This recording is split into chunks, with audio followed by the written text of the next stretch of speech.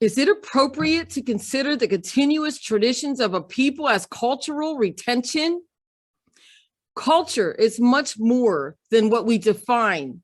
Simply acknowledging the ways of our people would imply that we are at risk of losing the very traditions that keep our community alive. Life in general is about teaching our children and passing on our people's ways. Life is about knowing how to identify the seed, when to plant the seed, and when to harvest the fruit. Our life is about learning how to prepare the meal that comes from the fruit. Our life is knowing how to preserve the seed for future generations that come from harvesting the fruit that we planted. We are taught how to identify the feathers of the bird of prey from that of an eagle or an owl or a red-tailed hawk. We know how to carve wood and heat it in the fire to harden.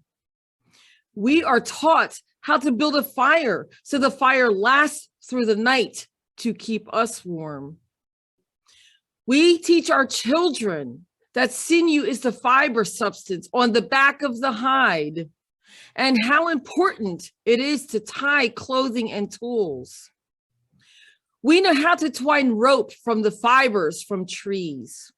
We gather the pine needles to make baskets. We gather the clay to make bowls.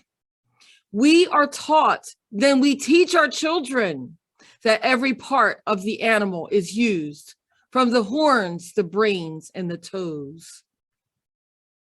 This acknowledgement is only a part of our life based on what we as a people experience. Although we face many changes, the fact remains that we are our ancestors as we are their children. We allow our children and our grandchildren to experience this as well. We acknowledge our parents, grandparents, and ancestors who continue to teach the new generations. Although we keep our traditions and stories alive, we face unfair and unjust regulations that do not consider who we are. We are the fiber that wove this community. We are the foundation of this land. We know this land.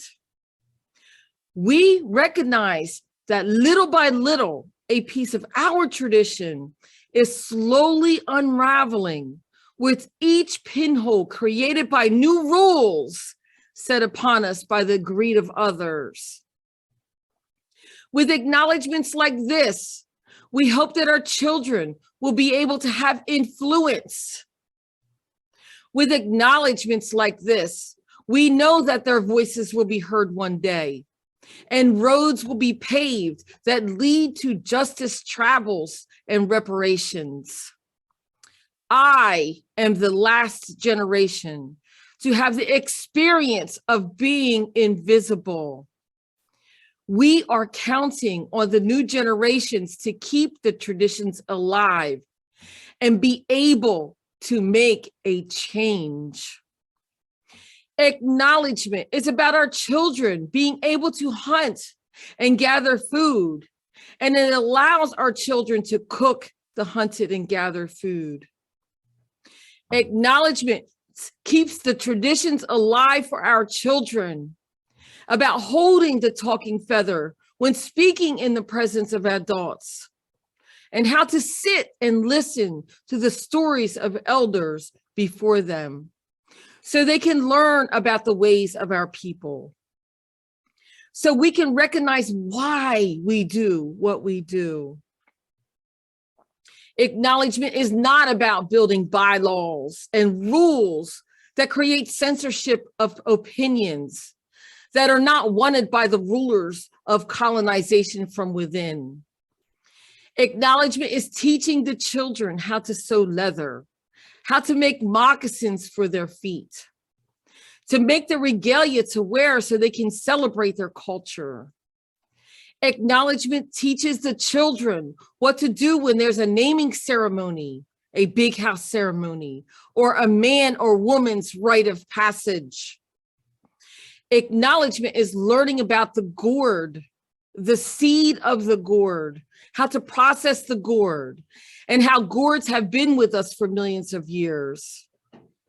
Acknowledgement is about fishing and how to make the fish hook, and how to tie the net for catching the fish for a meal.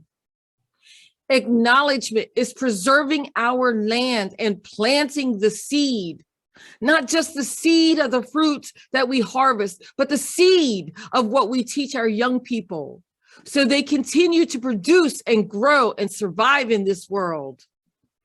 Acknowledgement is preserving the elder stories, the recipes they cooked, and the way they lived so that we can continue with this tradition. We have not forgotten how hard it was for the previous 7 generations and how they fought so that we can maintain our culture and the perils of what they went through and what they paved for our generation. We have not forgotten the many fights that they did for us, that we could be who we are so that we are no longer considered other. We have not forgotten the sacrifices that our ancestors have suffered, what they did for us, that we are now able to participate in colonization activities because they participated to where we are today. We have not forgotten the sacrifice that the children of this generation had to go through because the parents thought it was essential to maintain our culture today. Little is known about us Lenape and the perils of our existence. We never speak about our hurt and our pain and how we have survived. We have stories from our elders and pass these stories onto our youth from one generation to the next. We have survived as a remote community for many years and remained a hidden people. We waited for you to acknowledge us and we heard you. Our babies, brothers, and sisters have been torn away from our homeland for centuries. They are still a part of our life and our soil today. We remained and we are keeping this land and seed for all.